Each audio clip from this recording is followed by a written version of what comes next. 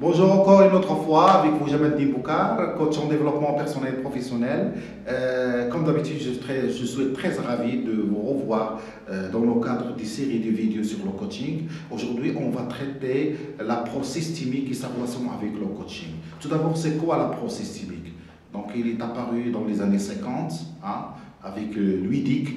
L'approche systémique et surtout avec l'école Paolo Alto par la suite. L'approche systémique, il y a le système, la notion de système.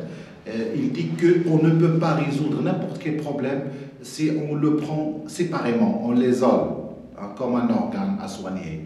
Donc chaque problème individuel doit être traité dans un cadre global. Ça veut dire il y a un problème d'un patient par exemple, problème professionnel, je dois essayer de diagnostiquer tous les éléments environnants, à savoir la famille du coaché, est-ce qu'il a des problèmes, est-ce qu'il est marié, est-ce qu'il est divorcé, est-ce qu'il a des problèmes personnels, et est-ce qu'il a un problème avec les enfants, est-ce qu'il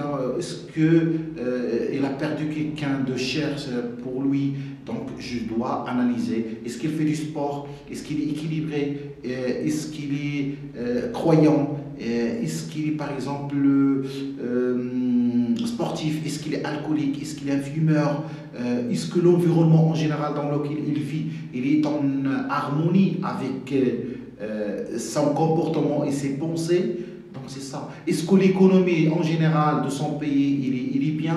Est-ce qu'il l'encourage à travailler? Est-ce que l'entreprise dans laquelle il travaille, la culture de l'entreprise en particulier, est-ce qu'il rime avec sa culture? Est-ce qu'ils ont les mêmes valeurs? Bon, ce sont l'ensemble des questions que le coach doit poser ou doit se poser dès le départ pour accompagner son coaché, parce que sinon il va le traiter séparément et par exemple il doit le traiter sur la problématique super professionnelle. Supposons qu'il a un problème maintenant de confiance en soi, c'est un problème de prise de poste, d'estime de soi, donc il doit mettre la problématique du coaché dans une sphère globale, systémique, pour qu'il puisse soigner son problème avec une certaine complémentarité globale. Sans cette équation, le coach ne peut pas aller plus loin. C'est la raison pour laquelle le coaching a une relation de mariage avec l'approche systémique, parce qu'il lui donne beaucoup d'outils pour réussir sa mission.